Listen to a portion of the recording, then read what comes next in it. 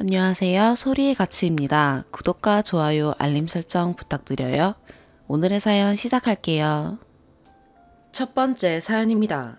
명절 시즌이라 너무 싸우는 얘기만 나오는 것 같아서 저는 시집 자랑 좀 해보려고요. 이런 시집도 있다고 읽어주세요. 일단 저는 결혼 3년차 부부입니다. 반반 결혼하긴 했는데 막 처음부터 네가 무조건 절반 내 이게 아니고 둘이 서울에 집 사려고 돈을 합치다 보니 어쩌다 반반 부담한 게 되어버렸네요. 저희 시댁은 딸 셋에 제 남편인 막내 아들 하나 있는 집입니다. 저한테는 시누이가 3명인 거죠. 누가 물어보고 얘기해주면 어머 힘들어서 어떡해 이러시는데 저는 정말 시댁이 좋거든요. 오구오구 우리 귀한 아들 이런 집이 아니고 약간 자유방임주의예요. 일단 우리 시어머니 시아버지는 저한테 일 하나도 안 시키세요. 부엌 일이든 바깥 일이든 하나도 안 시키세요. 너무 안 시켜서 눈치 볼 정도로요. 명절엔 명절 전날부터 명절 당일 점심까지 친정에서 보내고 당일에서 다음날 오전까지 시댁에서 보냅니다. 어차피 형님들이 다 당일에 오니까 너네도 당일에 와서 같이 놀으라는 게 어머님 말씀이세요. 저녁 준비는 어머님 주도하에 형님들이 다 맡아서 하시고요. 저보고는 조카들 봐주라고 하는데 이제 좀 커서 다들 알아서 놀아서 사실 전 그냥 쉬는 거죠. 같이 술도 마시며 도란도란 놀다가 다 먹으면 어머님이 설거지 하시고 저희는 잡니다. 그리고 아침 되면 저희 마음껏 자고 싶은 만큼 잔 다음에 차려진 아침 먹어요. 시골이어서 항상 제철 음식들 최상급으로 저희 친정에 보내주시고 인삼축제, 꿀축제 이런 거 가실 때마다 보내주시고 명절에도 바리바리 싸주십니다. 사돈댁 갖다 드리라고요. 당연히 저희 친정에서도 이것저것 드리고요. 시누이 3명 진짜 너무너무 좋으신 분들입니다. 항상 배려해주시고 하나라도 더 챙겨주려고 하고 결혼 생활엔 일절 터치 없으시고 평소에 연락도 아예 안 하세요. 알아서 잘 살겠거니 하는 게 이 집안 방침이에요. 어머님은 어린이날에도 저한테 용돈 붙여주시고 참고로 저희 애기 없어요. 내 마음속엔 항상 아가니까 이걸로 어린이날 즐겁게 보내라고 하시면서요. 어디 집안 행사 이런 거에서 만날 때마다 집에 갈 때쯤에 저한테 몰래 10만원 쥐어주시고 그럽니다. 고생했으니까 이걸로 가는 길에 커피라도 사 먹으라고요. 돈도 돈이지만 시어머니의 따뜻한 마음씨가 느껴져서 진짜 좋아요. 마트 가서 장 볼 때 바나나 우유 4개 들은 팩 이런 거 있잖아요. 그런 거 사시면 늘 조카들 3명 주고 나머지 하나는 저 주십니다. 우리 집 애기라고요. 쓰다 보니까 진짜 더 좋으신 분들 같네요. 갑자기 제가 또 감동받았네요. 다들 이렇게 잘해주시니까 저도 더 잘해드리고 싶고 챙겨드리고 싶고 그런 마음이 들더라고요. 아무튼 이렇게 좋은 시댁도 있으니까 아직 미혼이신 분들 너무 걱정 마세요. 아, 결혼하기 전에 남편이 부모님께 어떻게 하는지는 잘 보고 선택하시는 게 좋아요. 효자를 만나라는 게 아니고 부모님께 예의 바르고 잘하는 사람들이 결혼해서도 잘하더라고요. 두 번째 사연입니다. 저는 간호사 면허를 취득한 지 8년 차로 신규 시절 대학병원의 내과 중환자실에서 근무한 경력이 있고 그 뒤로는 내과계 노인병원 및 요양병원에서 근속해왔으며 현재에도 요양병원에 소속되어 있는 현직 간호사입니다. 의료업계 종사자임에도 불구하고 제 아버지께서 해당 병원에서 상식적으로 이해 못할 피해를 너무나 많이 겪어 올리는 글입니다. 내용이 길지만 한 번만 읽어주시면 정말 감사하겠습니다.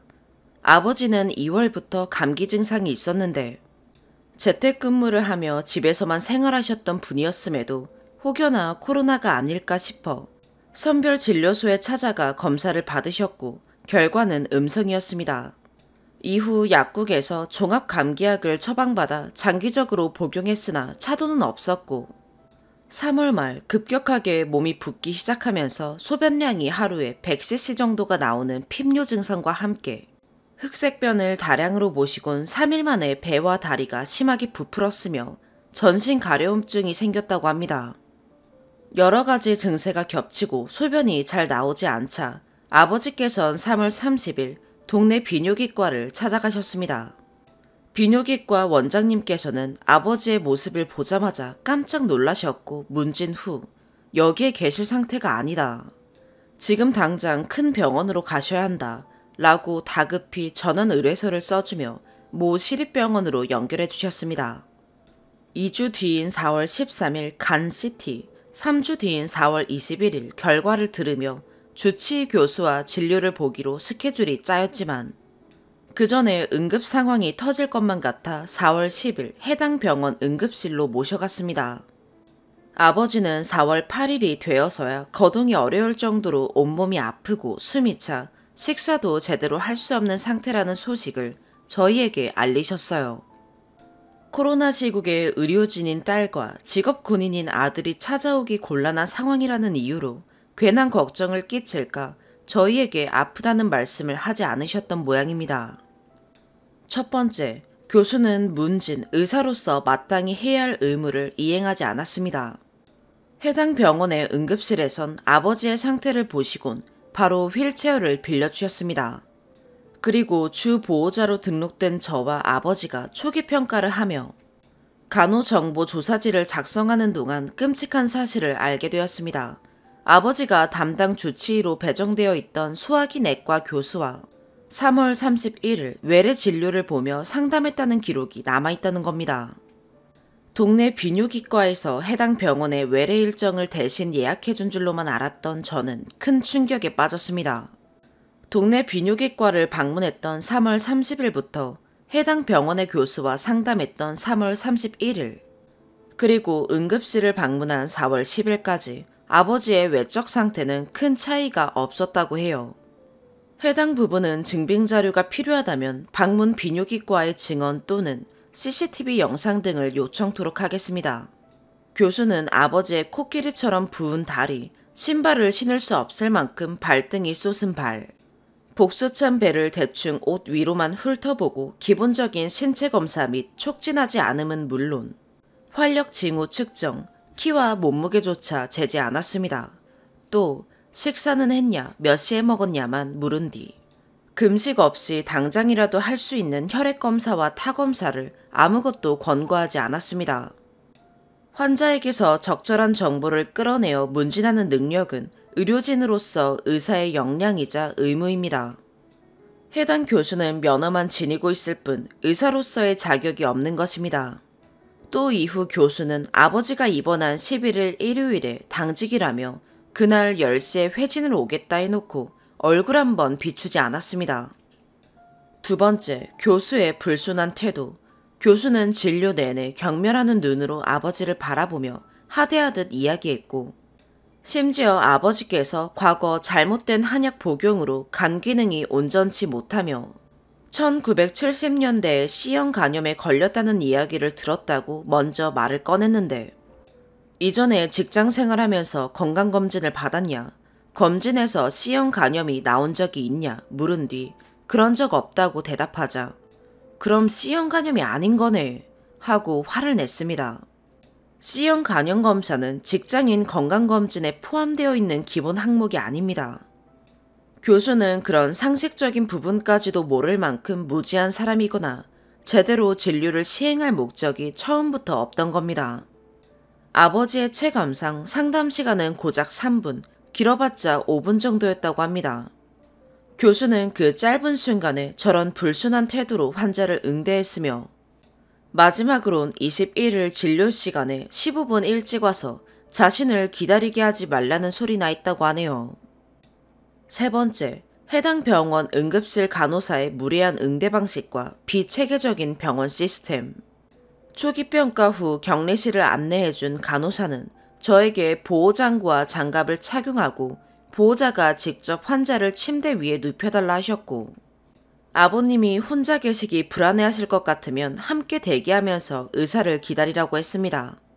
폐를 압박하는 복수 때문에 똑바로 누우면 숨을 쉬지 못하셔서 침대를 90도로 세운 상태로 담소를 나누는데 얼마 지나지 않아 격리실 문이 벌컥 열리더니 다른 간호사가 여기엔 보호자가 들어오면 안 된다.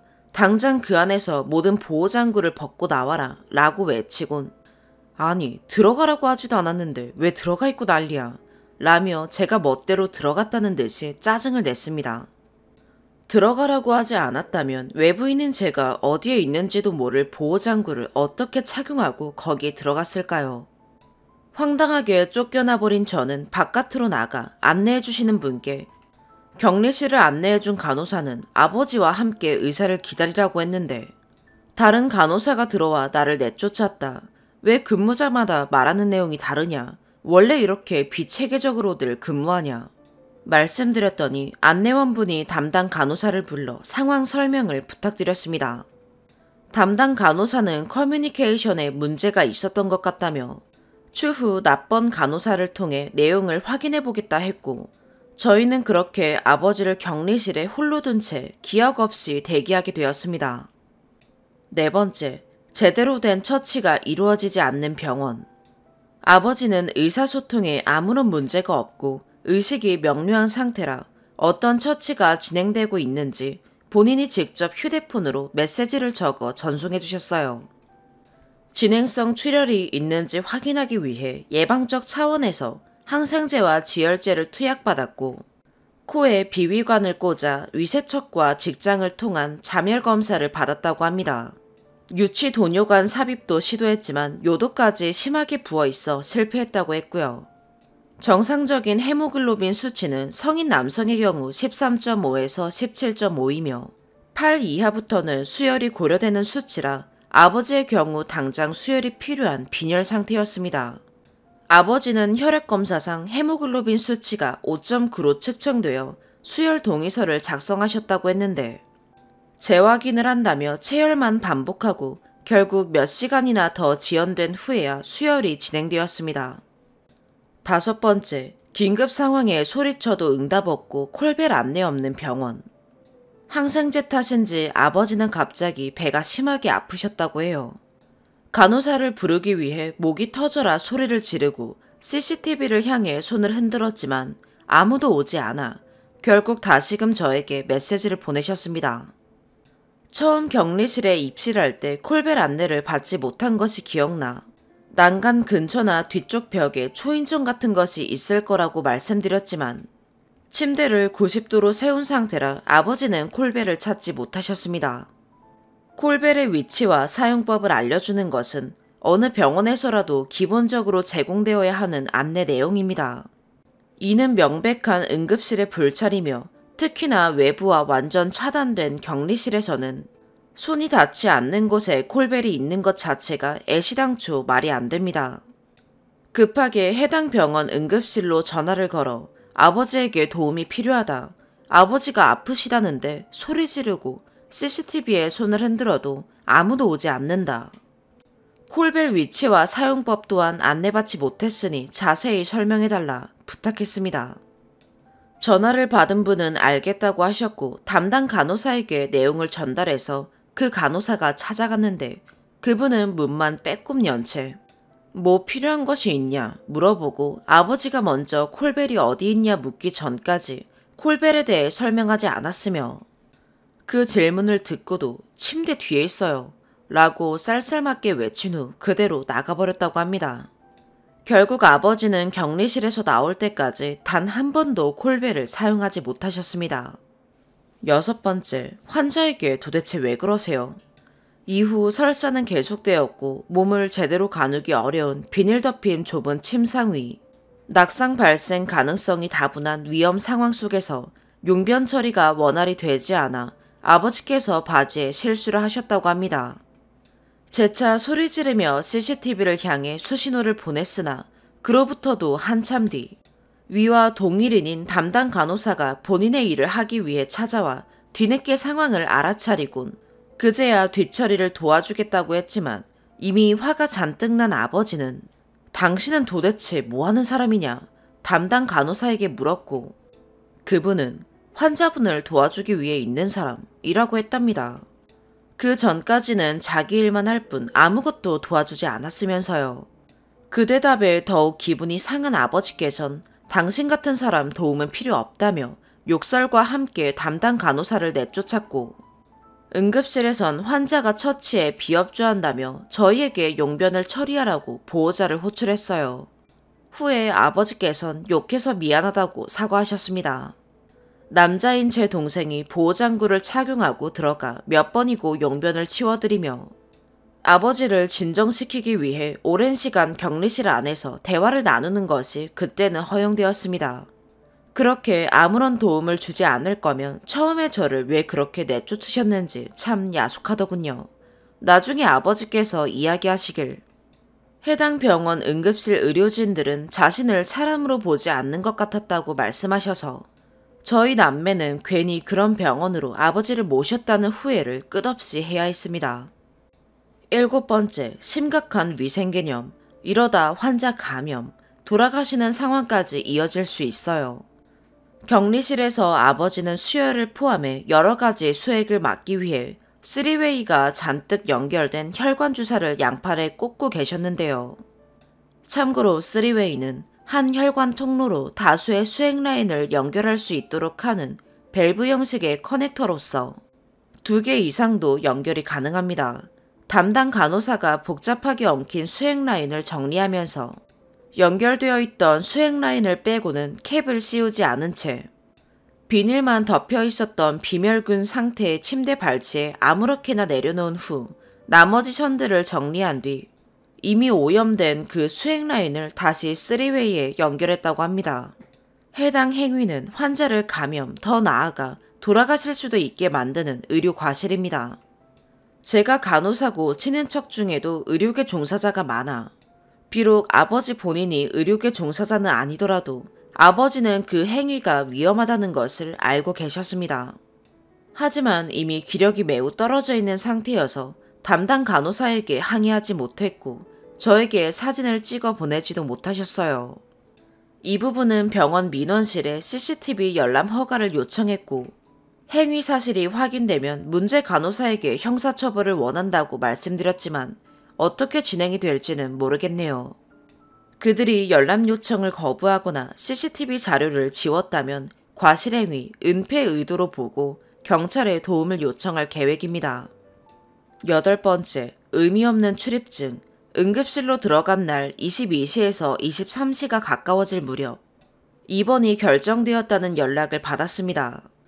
저는 병원 종사자인 관계로 주 2회 코로나 검사를 받고 있어 4월 8일 목요일 당시 48시간 이내 코로나 검사 결과가 음성이었기에 임시 출입증을 받을 수 있었습니다. 환자당 1명의 보호자만이 소지할 수 있는 임시 출입증 24시까지 사용이 가능했고 병실에 자리가 준비되기까지 시간이 꽤 걸려 아버지께선 24시가 지나고 나서 병동으로 올라갈 수도 있다는 안내를 받았습니다. 24시가 지나면 임시 출입증을 새로 발급받으라면서요. 출입증 제도는 코로나 전부터 있었던 것이고 코로나가 발생한 지도 이미 1년이 넘었는데 출입증 관리가 어쩌면 이토록 허술할까요? 병동으로의 이동은 역시나 24시를 훌쩍 넘긴 10일 1시경 진행되었기 때문에 임시 출입증은 새로 발급받아야 했습니다. 아버지의 설사 증상이 계속되어 동생이 상주하는 쪽으로 상의했고 그 내용을 안내어분께 말씀드렸더니 동생의 이름으로 출입증을 재발급받도록 안내해 주셨습니다. 그러나 제가 주 보호자로 임시 출입증을 받았지만 오늘 밤은 동생이 아버지를 케어해야 하기 때문에 동생 이름으로 새로 발급해달라 라고 발급처에 요청했더니 출입증 발급해 주시는 분이 그냥 누나분 거 동생분이 쓰시면 돼요 라고 성가시다는 듯한 태도로 말씀하셨습니다. 이 사건은 이튿날 병동에서 지적 아닌 지적이 들어왔습니다. 9번째, 기본 진료 안 하는 병원. 응급실에서 대기하는 동안에도 그렇고 그 후에도 그렇고 저희는 먼저 묻지 않으면 간호사나 의사에게 자세한 설명을 듣지 못했습니다. 딱 한 번 의사의 설명을 들었는데 그것도 제가 요청을 해서 응급의학과 당직 선생님을 뵌 것이었습니다.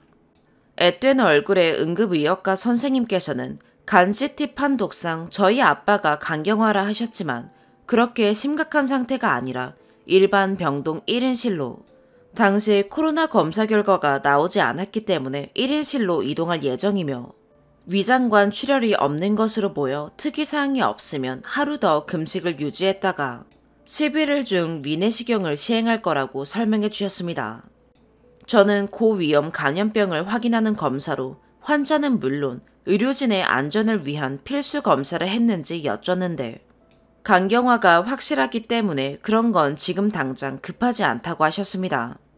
이해가 되지 않은 저는 아버지가 간경화고 간호정보조사지를 작성할 때 감염 여부가 확실하지 않은 C형 간염이 언급되었는데 어떻게 그걸 하지 않았냐 따졌고 결국 병동으로 올라가기 전에 검사를 시행했는데 후에 C형 간염 양성이 맞는 것으로 확인됐어요.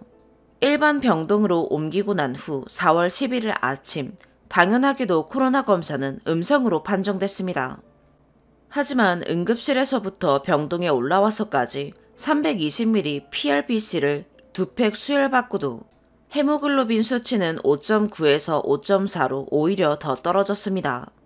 그 정도 수치의 위장관 출혈이 의심된다면 토혈과 혈변이 있어야 마땅한데 그런 증상은 전혀 없었습니다. 출혈 포인트를 찾지 못한 채 의미 없는 금식은 지속되었고 고통스러울 뿐인 체열과 자멸 검사만이 반복되었습니다. 혹시 식도 정맥류가 있다면 내시경을 하는 것도 위험하다며 위내시경도 시행하지 않았고 추가로 동일한 양의 수혈만 2팩이 더 추가되었습니다. 아버지는 심한 갈증과 허기짐을 고스란히 견뎌내셔야 했습니다. 어차피 내시경을 하지 않을 거라면 물이 허용되는 금식을 했어도 괜찮았을 텐데 그것도 허용되지 않았어요. 그리고 복수를 빼내기 위해 복수천자를 했다고 합니다. 과정을 지켜본 동생 말로는 의사는 아닌 것 같은데 그렇다고 간호사도 아닌 것 같은 사람. 제 생각엔 의사의 일을 대신 시행하는 PA 간호사 또는 인턴이었을 것으로 추측됩니다. 그 사람이 와서 배를 몇 번 촉진하더니 곧장 복수천자를 시행했고 그날 복수는 겨우 1000cc가량이 나왔습니다. 남아있는 것에 비해 턱없이 부족한 양인데 정확하지 않은 위치에 천자가 시행되었기 때문인 거죠. 각 병원마다 방침은 다를 수 있지만 제가 알기론 복수천자는 응급한 경우가 아니면 초음파 검사와 함께 어느 부위에 복수가 차 있는지를 확인해가며 진행하는 것이 원칙인 것으로 알고 있습니다. 처음 시도하는 복수천자라면 더더욱요. 그렇게 별다른 차도가 없는 상태로 11일이 지나갔습니다. 동생이 직업군인이어서 부대로 복귀해야 했기에 저와 동생은 20시쯤 상주 간병교대를 했어요. 동생이 병동을 나서기 전에 자신이 떠난 후 누나가 와도 되냐 간호사실에 물었는데 간호사분께서 제 동생이 제 이름으로 발급된 임시 출입증을 지니고 있는 것을 보곤 깜짝 놀라 타인의 출입증을 이용해선 안 된다고 했답니다. 출입증 끊어주시는 분이 그렇게 하라고 했다 설명했더니 아 그러셨구나 하며 어영부영 넘어갔다지만요. 아무리 생각해도 보호자 출입관리가 너무 허술합니다. 동생과 교대한 저는 처음으로 병동에 들어가게 되었고 올라가자마자 간호사실에 먼저 들러 인사를 드렸습니다. 그리고 지금 가지고 있는 임시 출입증이 11일 24시까지 이용 가능한 것으로 알고 있는데 12일 것을 새로 받을 수 있냐 여쭸더니 원칙상 불가능하다고 하시더군요. 저는 당시엔 48시간이 지났지만 4월 8일 코로나 검사상 음성을 받은 기록이 있고 그 사이에는 병원과 아버지 댁만을 오고 갔는데 다음 검사에 양성이 나온다면 해당 병원에서 옮았을 것이라 주장했어요. 그랬더니 간호사분께서 해당 병원 응급실 선별진료소 쪽으로 문의드려보겠다고 한 후 잠시 뒤 병실로 찾아오셔서 응급수납처에 신분증과 코로나 검사 결과를 보여주면 2주간 사용할 수 있는 상주팔찌를 받을 수 있다고 알려주셨습니다. 처음 응급실로 들어갔을 때가 코로나 검사를 받은 지 48시간 이내였기 때문에 가능했던 모양인데 그렇다면 왜 처음부터 상주팔찌를 주지 않고 임시 출입증을 주셨는지가 의문입니다. 그리고 12일 저희는 밤사이 전원을 가기로 결정했습니다. 해당 병원의 진료가 너무나 무성의했고 담당 주치의라는 교수는 11일 일요일에 당직이라며 10시에 회진을 오겠다 해놓고도 얼굴 한번 비추지 않았기 때문에 도저히 그 사람과 해당 병원의 아버지를 믿고 맡길 수가 없다고 판단했습니다. 저는 응급실 초기평가를 했을 때부터 끊임없이 담당 주치의를 바꿔달라 요청했었습니다. 하지만 첫 외래 진료인 3월 31일, 아마 진료라고 볼 수 없는 그 진료가 교수 담당으로 진행되었다는 까닭에 계속해서 거절당했습니다. 전원 가기로 마음을 굳혔음에도 교수를 한 번은 만나봐야겠다고 생각해서 그 사람이 회진을 올 때까지 기다리기로 했습니다만 8시에서 9시 사이에 회진을 돈다던 주치의는 9시가 넘도록 나타나지 않았어요. 간호사실로 나가 교수는 대체 언제 오냐고 물으려는데 마침 젊은 수 선생님이 반갑게 인사하며 다가와 이야기를 나누자 하시더군요. 저는 수 선생님께 동탄에 위치한 모 대학병원으로 전원을 가겠다는 의사를 먼저 밝혔습니다. 대형 병원에서의 대형 병원으로의 전원이기에 수 선생님은 우선 협력 전원이 가능한지 확인해야 한다고 하셨고 주치의에게 전원 의뢰서 작성도 요청하겠다 하셨습니다. 10번째, 도대체 마지막까지 이 병원은 진짜 주치의는 누구인가요?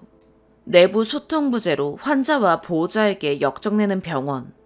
수 선생님이 병실로 찾아와 주치의가 지금 전원 의뢰서를 써주고 있다고 하시면서 아버지에게 상냥하게 이것저것을 묻고 가셨는데 저는 그 상황이 무척 불만스러웠습니다. 환자를 한 번도 보지 않은 주치의가 아무것도 모르는 상태로 전원 의뢰서를 쓴다는 게 말이 됩니까? 그래도 일단은 기다렸어요. 양심이 있다면 의뢰서를 다 쓰고 나서라도 찾아오겠지 싶어서요. 하지만 1시간이 지나도록 기다리면 끝날 것 같지 않았습니다. 저는 다시 간호사 스테이션으로 찾아가 주치의가 지금 전원 의뢰서를 쓰고 있다던데 환자를 단 한 번도 보지 않고 의뢰서를 쓰는 게 맞는 일이냐 물었지만 아무도 대답을 하지 않았고 꿀먹은 벙어리처럼 제 눈치만 보길래 그냥 아버지가 계신 병실로 돌아갔습니다. 그 직후에 간호사실에서 주치의를 호출했던 모양이에요. 하지만 제가 기다렸던 교수는 아니었습니다. 처음 보는 젊은 여자가 쿵쾅쿵쾅 발을 구르며 벌컥 문을 열고 들어와 아버지가 앉아 계신 침대를 두 손으로 우악스럽게 붙잡더니 뭐가 그렇게 불만이신데요? 저한테 왜 그렇게 화가 나셨는데요? 하고 씩씩거리며 저에게 소리를 질렀습니다. 저는 초면인 그분께 화날 이유가 전혀 없었기에 무척 당혹스러웠고 자기소개도 않고 다짜고짜 고함치는 그분의 태도가 불쾌해서 경계하는 눈초리로 그분을 쳐다보며 저는 당신에게 화낼 이유가 없다. 당신이 누군지도 모르는데 왜 화를 내겠냐 답했습니다만 그분은 앵무새처럼 자기한테 왜 그렇게 화가 났냐고만 반복하셨어요. 교수는 남자고 인터넷을 검색해서 사진을 미리 보았기 때문에 얼굴을 이미 알고 있었지만 혹시 그쪽이 땡땡 교수이냐 나는 그 사람을 찾았다 라고 말했습니다. 그런데도 그분은 끝까지 자기 이름을 밝히지 않고 주치의 찾으셨다면서요. 제가 주치예요. 도대체 뭐가 그렇게 불만이시냐고요. 소리만 질렀습니다. 전까지는 그분에게 화날 이유가 전혀 없었지만 저도 그분의 그런 태도에 화가 나기 시작했고 결국 짧은 고성이 오갔습니다. 그분은 들어왔을 때처럼 아무런 설명 없이 신경질적으로 발을 구르며 병실을 나가버렸고 화가 난 저도 그분을 따라 나갔습니다. 그분은 제가 따라가자 됐고 들어가세요 라고 소리치셨고 그 말에 더 이상 화를 주체하지 못할 지경이 된 저는 저한테 이래라 저래라 하지 마세요 라고 답했습니다. 그랬더니 그분이 주객 정도로 지금부터 녹취를 시작하겠다며 본인이 피해자인 것 마냥 핸드폰을 꺼내 녹음을 시작하더군요. 너무 황당하고 잘못한 것이 없다고 생각한 저는 그러시라고 제가 먼저 녹취를 했어야 했다고 대꾸했습니다. 그분은 녹음기가 켜진 상태로 제가 먼저 화를 내기 시작했으며 제가 그분을 보자마자 경멸하는 눈으로 노려보았다고 거짓된 녹음을 하면서 보안요원을 부르겠다더니 어디론가로 전화를 걸었습니다. 저는 도저히 이해할 수 없는 상황에 제가 왜 그런 취급을 당해야 하나 무척 억울했고 모멸감을 느꼈습니다. 그리곤 소란이 일어난 걸 들었는지 곧장 수 선생님이 달려오셔서 상황을 중재해 주셨어요. 제가 찾던 사람이 다른 교수라는 걸 알고 계셨던 수 선생님은 소란을 일으킨 여자가 병동 담당 주치의로 교수 밑에서 근무하는 레지던트라 알려주셨고 커뮤니케이션에 문제가 있어서 그런 일이 발생했음을 바로 알아차리셨습니다. 저는 그런 사람의 존재조차 몰랐는데 찾아와서 자신이 누군지만이라도 우선적으로 밝혔다면 그렇게 불쾌한 일은 일어나지 않았으리라 생각합니다. 해당 병원 사람들은 왜 기본 중에 기본인 자기소개를 안 하는 걸까요? 11번째, 제발 기본적인 프로토콜은 숙지해주세요. 수 선생님께서는 협력 전원이 불가능하다면서 제가 직접 동탄병원으로 외래를 예약해야 한다고 하셨습니다. 아버지가 거동이 불가능한 상태임에도 불구하고요. 초진이라 아마 불가능할 거라고 하면서도 대리 외래가 가능한지 문의해보라고 하더군요. 한시라도 빨리 해당 병원을 떠나고 싶었던 저는 전원이 빠르게 진행되지 않을 것 같아 억장이 무너져 내렸습니다. 동탄병원 고객센터에 전화를 걸어 대리 외래가 가능한지 물었더니 역시나 불가능하다는 답이 돌아왔습니다. 하지만 응급실을 경유하면 가능할지도 모른다며 응급실로 전화를 연결해 주시더라고요. 동탄 응급실 선생님께 상황을 설명했더니 그쪽 선생님께선 이런 건 보호자분이 개인적으로 연락 주시면 안 되고 그쪽 병원 주치의가 직접 전원 문의를 줘야 한다. 해당 병원이 그런 기본적인 프로토콜을 모르냐 라고 말씀하셨습니다. 저는 통화 내용을 수 선생님께 전달했고 수 선생님은 병동 주치의, 다짜고짜 소리 지른 레지던트 분에게 잘 말해보게 하겠다면서 기다려달라고 하셨습니다. 그러나 그 병동 주치의가 대체 뭐라고 설명을 했는지 전원을 거부당했다는 답변이 돌아왔습니다. 아버지는 복수만 겨우 1리터 뽑은 상태로 아무런 차도 없이 굶고만 계시는데 더는 그곳에 머물 수 없었어요. 16시쯤 당장 퇴원하고 동탄병원 응급실로 밀고 들어가겠다는 뜻을 밝혔습니다. 별 도움은 되지 않겠지만 해당 병원에서 진료받은 간 CT 사본과 의무 기록을 전부 요청하고 정산을 끝낸 후 병원을 나서기까지 2시간 정도가 소요되었습니다. 제대로 된 일정대로라면 13시에서 17시 사이에 온다던 교수는 저희가 해당 병원을 떠나는 18시까지 끝끝내 나타나지 않았고 해당 병원에서는 사설기관을 홍보해주는 꼴이 된다며 이송 차량도 연결해주려 하지 않더군요. 뭐라도 좋으니 연락처를 달라고 빌고 빌어 명함 2장을 받았지만 모두 신뢰가 되지 않아 평소 친분이 있던 타 병원 원무 과장님과 이송 팀장님의 도움을 구해 19시 무렵 무사히 동탄에 도착했습니다. 병동 주치의가 어떻게 전원 의뢰를 했는지는 모르겠지만 동탄병원에서는 응급한 상황이 맞다며 바로 아버지를 받아주셨고 즉시 내과 중환자실로 입원해 이틀을 보내셨어요. 입원 후 한나절 뒤 제한되어 있는 중환자실 면회 시간에 아버지를 뵈러 갔더니 그 짧은 사이에 터질 것 같던 발등이 반절은 줄어들었고 비록 금식은 계속 유지 중이었지만 이뇨제를 포함한 복용약과 물을 마실 수 있게 해준다며 아버지께서 무척 기뻐하셨습니다.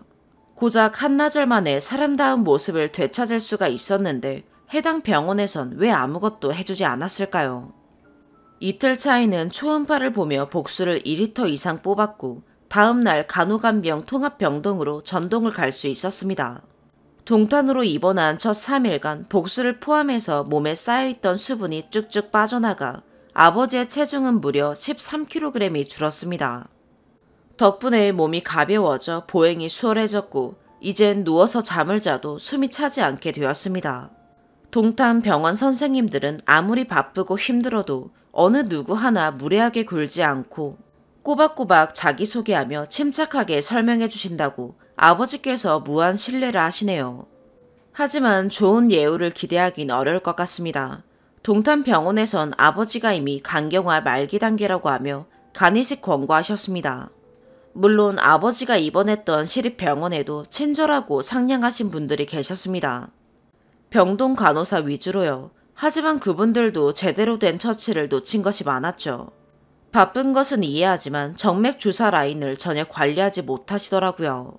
금식 상태이기 때문에 식사 대용 영양제와 헤파멜즈, 간 질환약, 인퓨전 펌프, 양압을 가해 수액이 일정한 속도로 전맥이 들어가도록 하는 장치를 통해 시간당 8cc가 들어가게 세팅되어 있었습니다.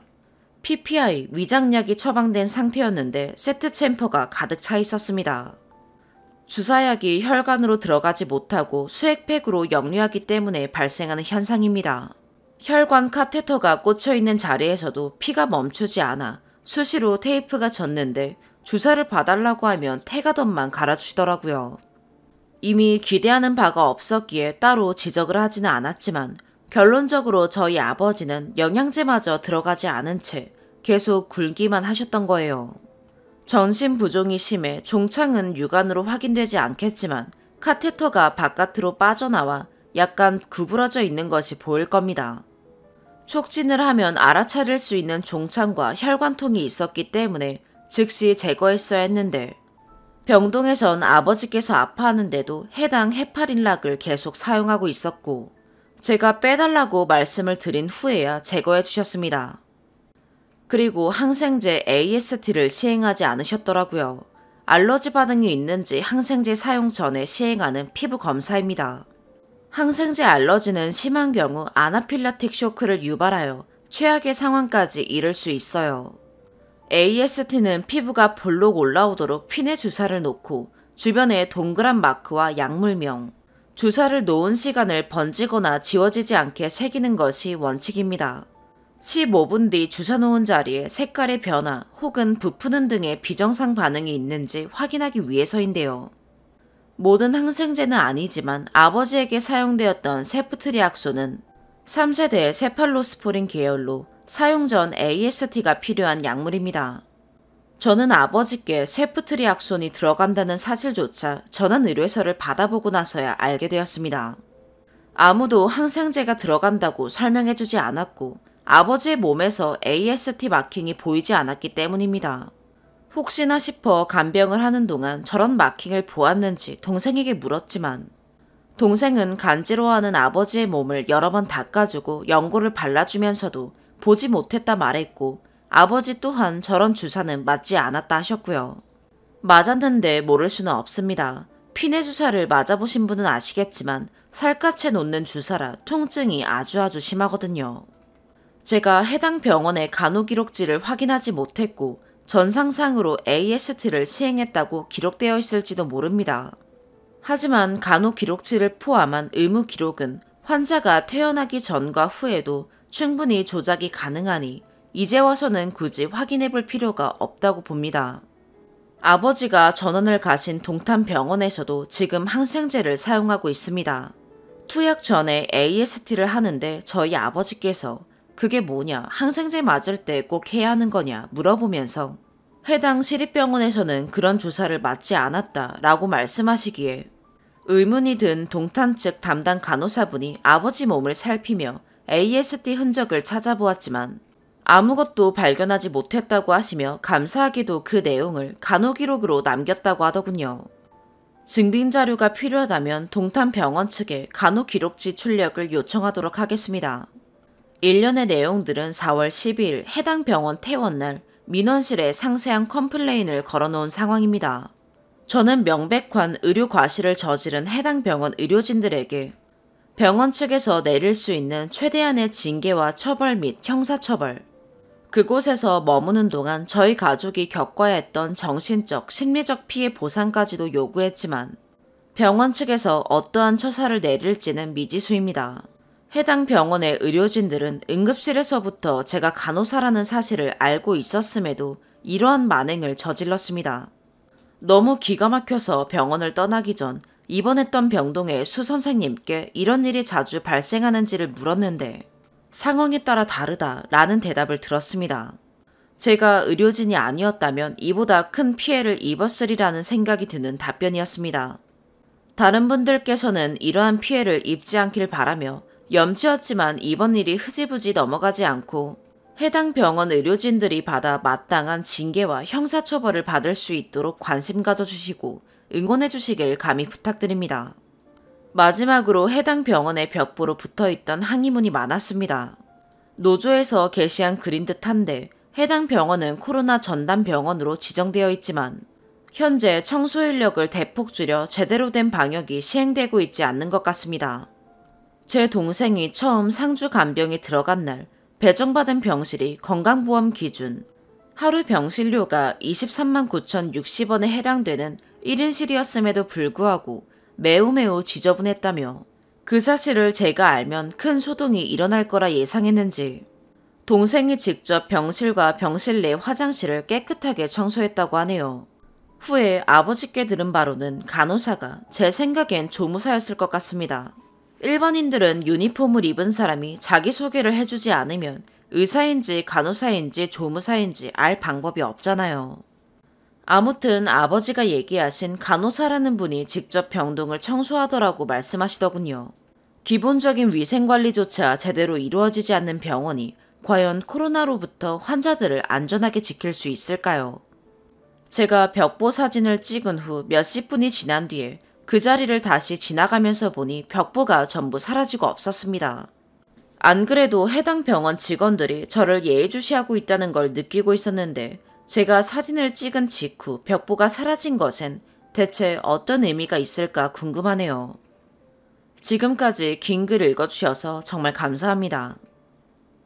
오늘의 사연 여기까지입니다. 구독과 좋아요, 알림 설정 부탁드려요. 시청해주셔서 감사합니다.